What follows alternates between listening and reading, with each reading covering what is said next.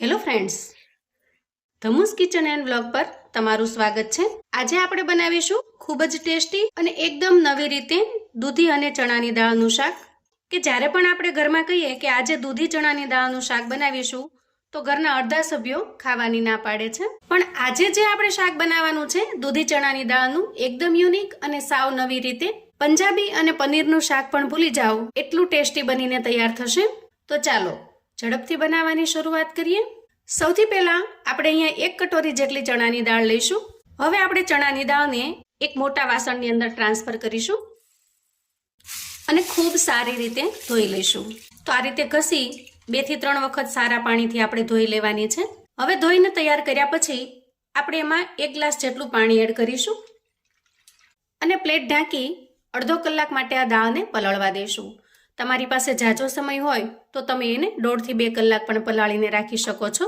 હવે અડધો કલાક પછી આપણે દાળને ચેક કરી લઈએ। તો જુઓ, દાળ એકદમ સરસ પલળી ગઈ છે અને આ રીતે દાણો દબાવતા એકદમ આસાનીથી તૂટી જશે। હવે આપણે દાળની અંદરનું આ બધું જ પાણી કાઢી લેવાનું છે અને આ રીતે કોરી કરી લેવાની છે, બિલકુલ પાણી વગરની। અહીંયા પલાળવાથી દાળ છે એનું કદ વધતા દાળ ડબલ થઈ ગઈ છે। 2 કટોરી દાળની સામે આપણે અહીંયા 1.5 કટોરી જેટલી દૂધી લેવાની છે અને દૂધી એકદમ કૂણી હોય એવી પસંદ કરવાની છે, બિયા વગરની। હવે આપણે એક મિક્સર જાર લઈશું અને પલાળેલી દાળને મિક્સર જારમાં ટ્રાન્સફર કરીશું। દાળ એડ કર્યા પછી આપણે એમાં રફલી સમારેલી દૂધીને એડ કરીશું। હવે આના અંદર આપણે એક લીલું મરચું એડ કરીશું। આ મરચું બહુ તીખું પણ નહીં અને સાવ મોળું પણ નહીં એ રીતનું છે। આદુનો એક નાનો ટુકડો સમારીને એડ કરીશું। હવે સ્વાદ પ્રમાણે મીઠું એડ કરીશું અને ઢાંકણ ઢાંકી સારી રીતે પીસી લેવાનું છે। તો જુઓ, આ રીતે પીસીને તૈયાર કરી લીધું છે। અહીંયા પીસવા માટે મારે 3 થી 4 ચમચી જેટલું પાણી એડ કરવું પડેલું છે અને આ રીતે દરદરું મિશ્રણ બનાવી લેવાનું છે। હવે પીસીને તૈયાર કરેલા મિશ્રણને આપણે એક મિક્સિંગ બાઉલમાં કાઢી લઈએ। હવે આપણે તૈયાર થયેલા મિશ્રણની અંદર 2 ચમચી જેટલો ચણાનો લોટ એડ કરવાનો છે। થોડા ચીલી ફ્લેક્સ એડ કરીશું, એક નાની અડધી ચમચી જેટલી હળદર એડ કરીશું અને 1 ચપટી જેટલો ખાવાનો સોડા એડ કરીશું। હવે આપણે બધી જ વસ્તુને મિક્સ કરી લેવાની છે। તો જુઓ, આ રીતે મિશ્રણ આપણે તૈયાર કરી લીધું છે અને એની કન્સિસ્ટન્સી તમે જોઈ શકો છો, એકદમ થીક છે, જાડી છે। તમારે બેટરની અંદર જો થોડું ઢીલું રહેતું હોય તો 1 ચમચી ચણાનો લોટ વધારે એડ કરવાનો। હવે બંને હથેળીને હું તેલથી ગ્રીસ કરી લઉં છું અને તૈયાર કરેલા મિશ્રણમાંથી આ રીતે થોડું પોષણ લેવાનું છે અને બંને હાથની મદદથી આ રીતે બોલ્સ બનાવી લેવાના છે। દૂધી ચણાની દાળનું શાક તો તમે ઘણી વખત ખાધું હશે, પણ આજે આપણે જે શાક બનાવીશું એકદમ યુનિક અને સાવ અલગ છે। અહીંયા હું એકદમ નાના બોલ્સ બનાવી રહી છું। તમને જે સાઈઝ ફાવે એ પ્રમાણે તમારે બોલ્સ બનાવીને તૈયાર કરી લેવાના। તો આ રીતે આપણે બધા મિશ્રણમાંથી બોલ્સ બનાવીને તૈયાર કરી લીધા છે। હવે આપણે ગેસ પર એક પેન મૂકીશું અને એના અંદર આ રીતે થોડું તેલ એડ કરીશું। તેલ થોડું ગરમ થાય એટલે આપણે તૈયાર કરેલા બોલ્સને એમાં એડ કરીશું। આ રીતે જેટલા સમાય એટલા બોલ્સને આપણે એડ કરવાના છે અને થોડા છૂટા છૂટા મૂકવાના છે, જેથી ભેગા ન થઈ જાય અને એકબીજાને ચીપકી ન જાય। થોડીવાર માટે બિલકુલ હલાવ્યા વગર આપણે બોલ્સને એક સાઈડ ચડવા દેશું।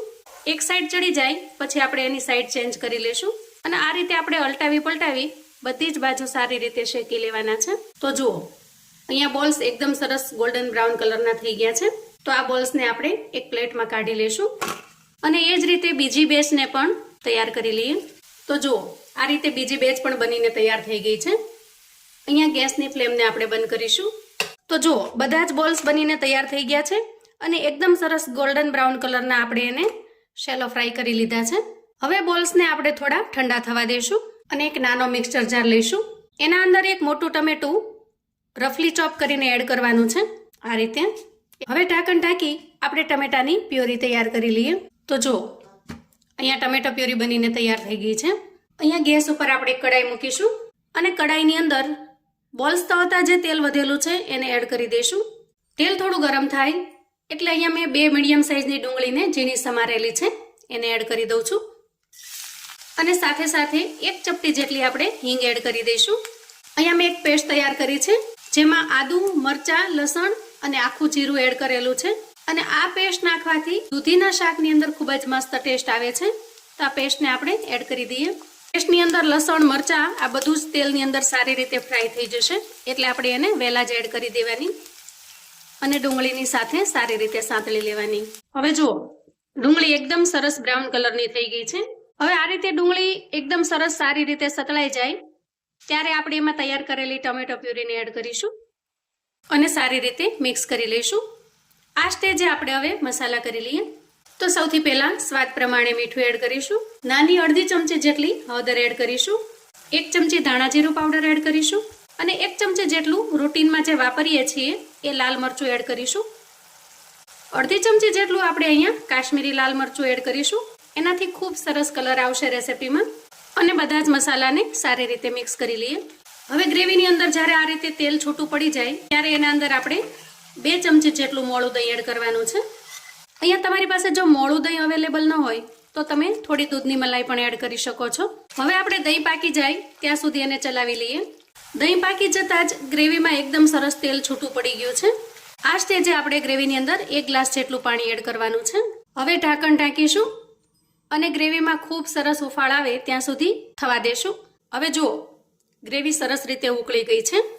આ સ્ટેજે આપણે તૈયાર કરેલા બોલ્સને એડ કરીશું અને સારી રીતે મિક્સ કરી લઈએ. હવે ફરી ઢાંકણ ઢાંકીશું અને 2 મિનિટ થવા દેશું.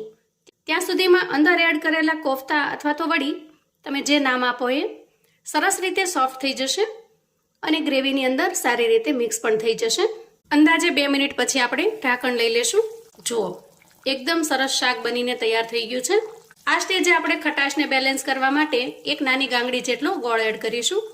ગોળ એડ કરવો બિલકુલ ઓપ્શનલ છે, પણ ગુજરાતી શાક હોય અને એના અંદર થોડું ઘણું ગળપણ ન હોય એવું તો બને જ નહીં, કેમ કે ગળપણ નાખવાથી શાકનો ટેસ્ટ 100 ગણો વધી જાય છે. અહીંયા આપણી સબ્જી બનીને તૈયાર છે. ગ્રેવી થોડી વધારે રાખવાની હોવાથી હું અત્યારે ગેસની ફ્લેમને બંધ કરી દઉં છું. તમારે જો હજી ઘાટી ગ્રેવી બનાવવી હોય તો થોડી વાર માટે ગેસને વધારે ચાલુ રાખવાનો. સમારીને તૈયાર કરેલી કોથમીર એડ કરીશું. એકદમ બજાર જેવો જો ટેસ્ટ લાવવો હોય અને વધારે સ્પાઇસી બનાવવું હોય તો આના અંદર તમે થોડો ગરમ મસાલો પણ એડ કરી શકો છો, પણ હું આજે ગરમ મસાલો એડ નથી કરતી. તો અહીં આપણું ટેસ્ટી એવું શાક બનીને તૈયાર છે. હવે આપણે સર્વ કરી લઈએ. તો તૈયાર છે આપણું કોઈ પણ પંજાબી શાકને ફેલ કરી દે એવું ટેસ્ટી અને મજેદાર દૂધી ચણાની દાળનું શાક. હંમેશા તમે દૂધી ચણાની દાળનું શાક જે રીતે આપણે રેગ્યુલર બનાવીએ છીએ એ રીતે બનાવ્યું છે, પણ એક વખત જો આ રીતે બનાવશો તો બધાને આ શાક ખૂબ જ પસંદ આવશે.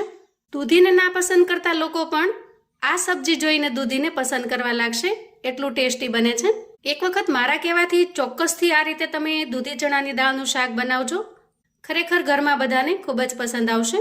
તો આ રીતે અવનવું જાણવા માટે અને મને સપોર્ટ કરવા માટે ચેનલ પર જો તમે નવા છો તો પ્લીઝ ચેનલને સબસ્ક્રાઇબ કરો.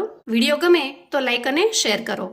તમારા સગા સંબંધી મિત્રોને પણ આ દૂધી ચણાની દાળની શાકની રેસિપી ચોક્કસથી મોકલી આપજો, જેથી એ લોકો પણ બનાવીને તૈયાર કરી શકે, એન્જોય કરી શકે અને એના પરિવારને પીરસી શકે. કોમેન્ટમાં મને ચોક્કસથી જણાવજો મિત્રો કે આજની આ નવી રેસિપી તમને કેવી લાગી છે. ફરી મળીશું એક નવી રેસિપી સાથે. ત્યાં સુધી આવજો મિત્રો.